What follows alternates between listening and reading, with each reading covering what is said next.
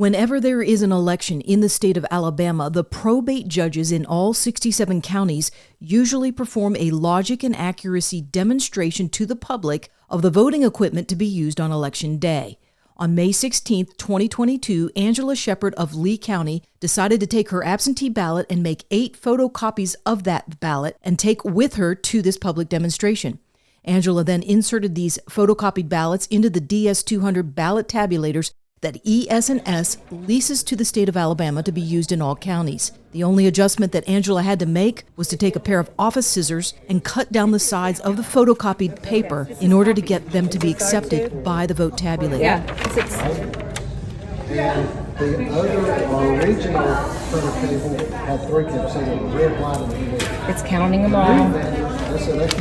So in other words, you can make copies yes. of one ballot Yes. and send them through. Just send them through. So this is why we need to be watching Yes. to make sure that they're only putting one ballot through. Have you gotten your letter yet? Thank you. So that's why we do all of Just this. to feed it So through. something For all wasn't these copies. wrong.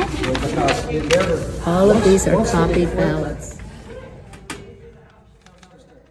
To her amazement, the machine took all 8 ballots and the tabulator readout showed an adjustment in the vote totals on the screen. In other words, the photocopied ballots on flimsy paper had just been accepted as if they were real cardstock ballots supplied by the state. Those around Angela who saw this happen were in shock. Angela would soon find out that the Lee County election officials and ES&S representatives went after her for conducting this informal testing rather than explain why fake ballots were able to utterly bypass the so-called calibration of this vote tabulator for official ballots, as well as defy the entire point of the logic and accuracy demonstration.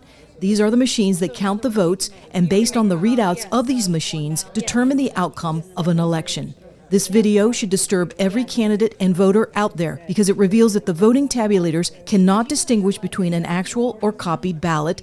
Neither can the tabulators determine if a single ballot has been run through the tabulator more than once. Since this 2022 experiment, we have been working very hard to get a post-election audit bill passed within the state legislature so that ballots can be actually handled, looked at, and counted in order to make sure only legitimate ballots have been used and placed inside that machine, and that the votes that were placed on those ballots have been accurately scanned and calculated and incorporated in the outcome.